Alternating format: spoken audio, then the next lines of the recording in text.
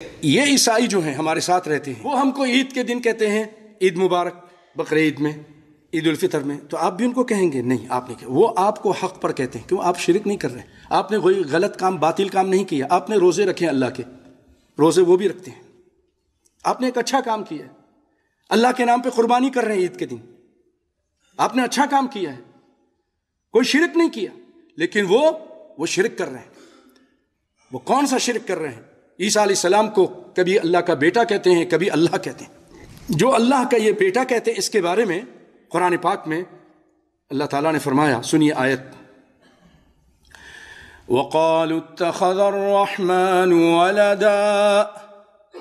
اللہ فرماتا ہے کہ یہ لوگ یہ کہتے ہیں کہ رحمان تبارک و تعالیٰ نے اولاد اختیار کی ہے، یعنی اس کا بیٹا ہے، یعنی عیسیٰ علیہ السلام اس کے بیٹے ہیں. اللہ تعالیٰ فرماتا ہے حدیث قدسی میں کہ ابن آدم مجھے گالی دیتا ہے، اس کے لیے زیب نہیں کہ وہ مجھے گالی دے. گالی کیا ہے؟ کہ میرے لیے بیٹا بناتا ہے. نہ میرا کوئی بیٹا ہے، نہ میرا باپ ہے. لم یلد ولم یولد ولم یکن لہ کفوا احد. اب آپ جا کے کہتے ہیں میری کرسمس، ایسے بولتے ہیں نا. اس کا مطلب کیا؟ کہ آج اللہ کا بیٹا پیدا ہوا ہے، تم کو مبارک ہو ہیں، یہ آپ کہتے ہو، آپ اقرار کر رہے ہو. کتنا بڑا گناہ کر رہے ہو. اللہ تعالیٰ فرماتا ہے اس کے بعد آگے: لَقَدْ جِئْتُمْ شَيْئًا إِدًّا. یقیناً تم بہت بری اور بھاری چیز لے کر آئے ہو، بہت عظیم بات کہی ہے گناہ کی.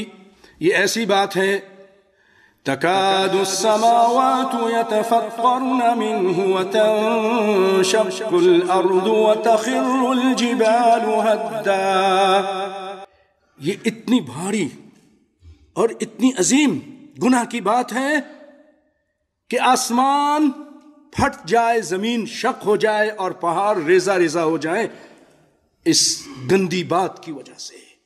آسمان پھٹ جائے، پہاڑ ریزہ ریزہ ہو جائیں.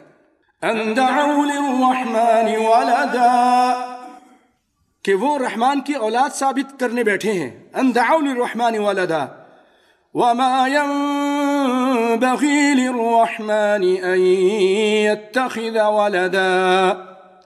اور رحمان تبارک و تعالیٰ کے لیے لائق نہیں کہ وہ بیٹا بنائے کسی کو. بھائیو، اگر اللہ کا بیٹا ہو جائے تو وہ اس کی صفات کا حامل ہوگا، تو وہ بھی اللہ ہو جائے گا. اللہ کا، اور پھر اللہ کی تو بیوی نہیں ہے نا. اللہ تعالیٰ نے کسی کو بیوی نہیں بنایا. وَلَمْ تَكُنْ لَهُ صَاحِبَةٌ، قرآن میں کہا کہ اس کی کوئی بیوی نہیں ہے. آپ سوچتے ہوں گے شیخ صاحب کہہ رہے ہیں کہ خطیب صاحب کہہ رہے ہیں کہ یہ گالی ہے. ہاں گالی ہے. اللہ کے لیے بیٹا بنانا گالی ہے. کیسے گالی ہے بھائیوں؟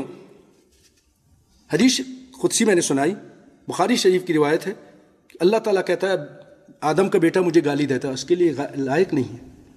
گالی کیسے بھائیو؟ آپ ایک نوجوان آدمی یا ایک شخص آپ کے سامنے آ رہا ہے، بیٹھا ہے، یا وہ جا رہا ہے، آپ بعد میں کہہ رہے ہو پتہ ہے یہ آدمی، اس کی شادی ہوئی ہے؟ نہیں، شادی نہیں ہوئی، لیکن پھر بھی وہ جو فلاں نوجوان آتا ہے نا، یہ اس کا بیٹا ہے. کیا مطلب؟ حرام کا بیٹا ہے. اس نے حرام کام کیا ہے، یہ حرامی ہے. اس نے منہ کالا کیا ہے، یہ اس کا بیٹا ہے. تو یہ بات اللہ کے لیے کہی جا رہی ہے. کیا یہ لائق ہے کوئی اللہ کو، آپ کے اللہ کو گالی دے اور آپ اس کو کہو مبارک ہو؟ بھائیو، اسی لیے تو اللہ تعالیٰ فرماتا ہے کہ آسمان پھٹ جائے، زمین شق ہو جائے اور پہاڑ ریزہ ریزہ ہو جائیں. یہ اتنی گندی بات یہ لوگ کرتے ہیں. کہیں گے اب کسی کو اپنے ایمان کی خیر منائیں. پھر اللہ تعالیٰ فرماتا ہے ان کل من فی السماوات والارض الا اتى الرحمن عبدا.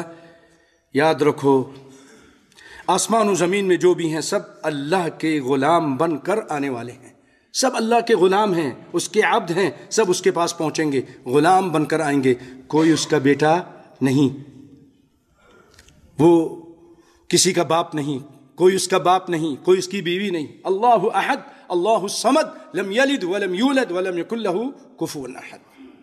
امام ابن القیم رحمہ اللہ وہ کہتے ہیں اما التہنیۃ بشعائر الکفر المختص به حرام بالاتفاق. کافروں کو، چاہے وہ عیسائی ہوں یا یہودی ہوں یا ہندو ہوں. دیوالی پر بہت سارے لوگ ان کی طرح کپڑا پہن لیتے ہیں، ان کی طرح رنگ پھینکتے ہیں. وہ رنگ پھینکتے ہیں نا، ہے نا، اور یہ ان کے شریک ہوتے ہیں کہ ہم کو کچھ نہیں کہیں گے. کچھ نہیں، وہ پھر بھی کہیں گے، وہ پھر بھی ماریں گے اور زیادہ ماریں گے. کہ منافق تمہارے ساتھ منافقت کرتا ہے، ہمارے آ کر کہتا ہے کہ ہم تمہارے ہیں، اور پھر وہاں جاتا ہے تو کہتا ہے مسلمان کے. وہ کہتا ہے یہ منافق ہے. تمہاری اس نفاق کی وجہ سے وہ اور زیادہ ماریں گے. نفاق مت کرو، درنگی چھوڑ دو، یک رنگ ہو جاؤ، سنگ ہو جاؤ یا سراسر موم ہو جاؤ. چھوڑ دو ان چیزوں کو، ایک اللہ پہ توکل کرو. ان کو مبارکباد نہیں دینا اس دن میں، ان کے یہ دیوالی میں بھی نہیں دینا، عیسائیوں کے ان کے اس دن میں نہیں دینا، حرام ہے.